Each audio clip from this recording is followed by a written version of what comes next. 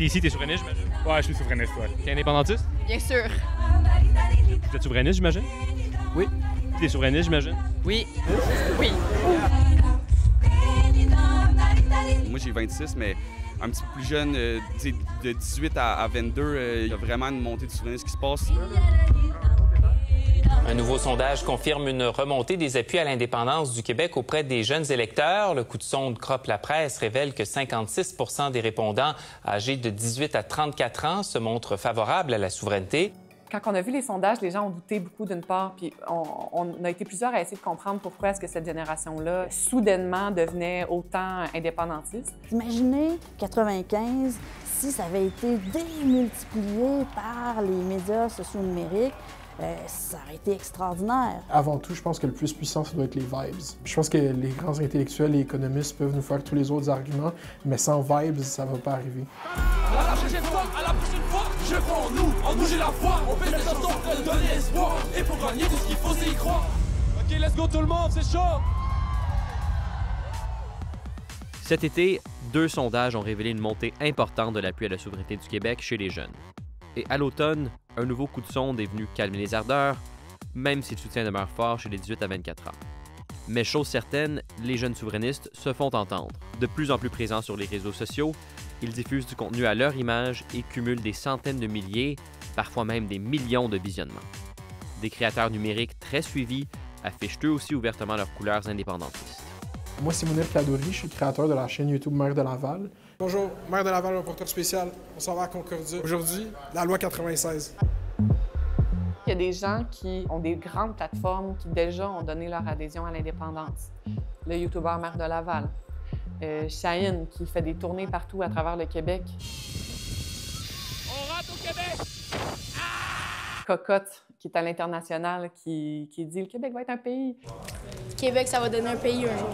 Tu sais, ça, c'est vraiment, pour les jeunes, c'est des gros moments de reconnaissance, de se voir à travers ces gens-là aussi qui ont une visibilité internationale. Tu sais. Je m'appelle Camille Goyette-Gingras, je suis présidente des Oui Québec. On est un groupe citoyen non partisan qui fait la promotion de l'indépendance du Québec.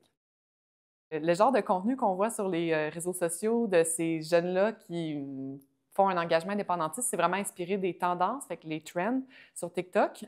Par exemple, ils vont faire des fit check. Fait qu'un fit check, c'est quoi? Ben, ils montrent leur kit devant le miroir ou ils se prennent en photo avec de la musique québécoise avant d'aller à Saint-Jean. Ensuite, il y a tous les gens qui dansent sur la musique de Kinji sur TikTok en chantant les paroles, puis un peu en répétant le genre de danse qu'il fait lui-même dans ses vidéos. Ou sinon, des gens qui vont reprendre des paroles de politiciens, genre de René Lévesque, beaucoup. Fait qu'ils vont se filmer en répétant les paroles. Si je vous ai bien compris, vous êtes en train de dire à la prochaine fois. C'est sûr que là, ça émane du peuple. Là.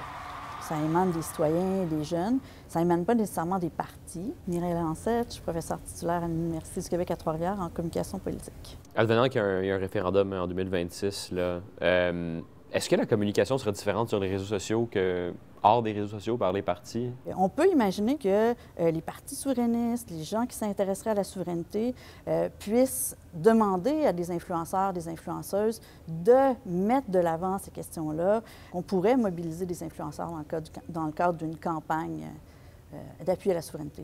Est-ce que tu peux parler un peu plus de ces porte-paroles informels de l'indépendance? C'est quoi cet écosystème-là? Est-ce que c'est organisé? Est-ce que c'est organique? Quel rôle jouent ces gens-là, dans le fond?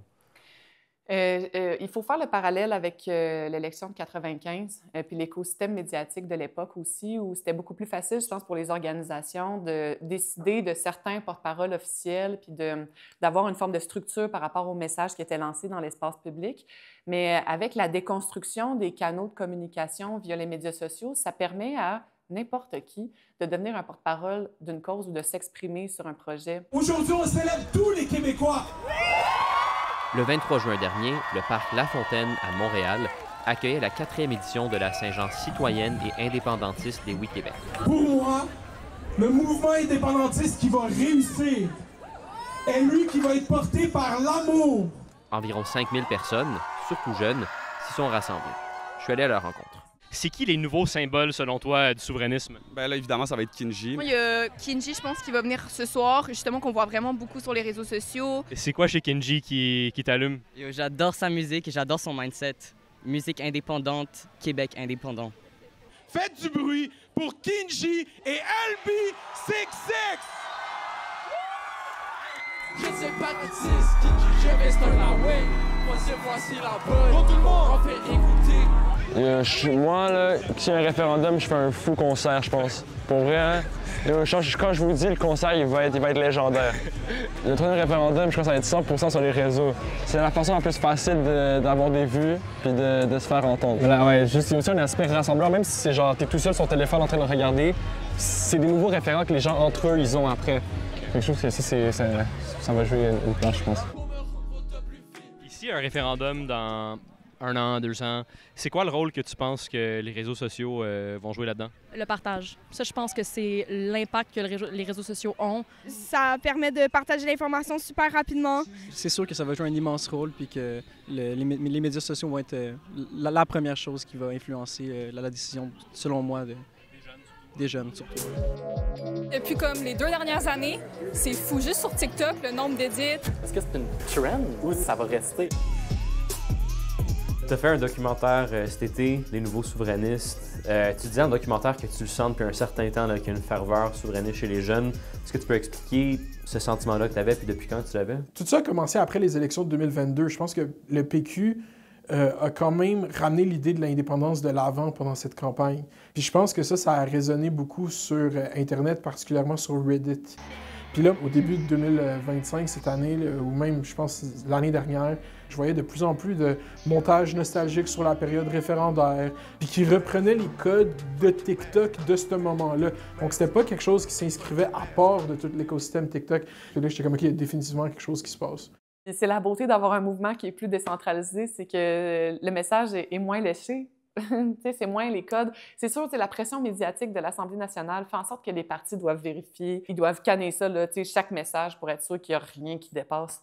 Mais en même temps, on est un mouvement politique qui cherche à se libérer aussi, puis cette libération-là, il faut qu'elle passe par une parole libérée. Mais c'est quoi, même? Gardez-la, votre anglais!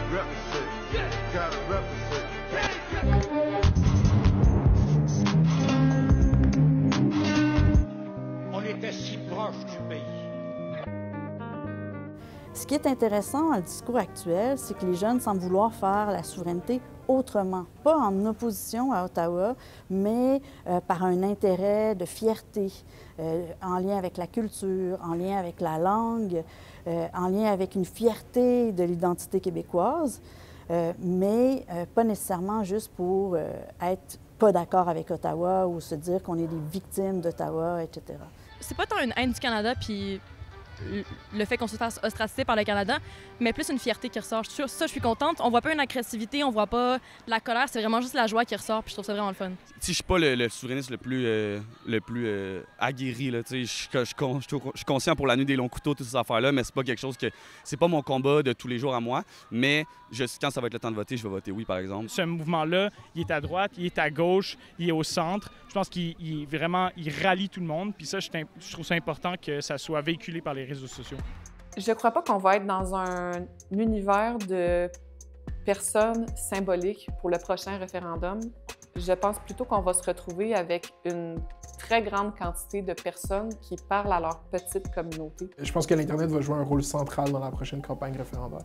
On est dans une époque où est-ce que les gens aiment les questions tranchées, là, puis là, on va en avoir une, oui ou non, qui porte sur le Canada, un pays en Amérique du Nord, juste en haut des États-Unis. Fait que je pense que tout le monde va avoir son mot à dire là-dessus, parce que souvent, on essaie de dépeindre les réseaux sociaux comme étant un repère de jeunes, mais on n'est plus en 2014. Là. Comme là, maintenant, c'est toute la population qui est sur les réseaux sociaux, puis tout le monde peut être influencé, autant les boomers que les Gen Alpha, là. Puis même peut-être plus les boomers, tu sais.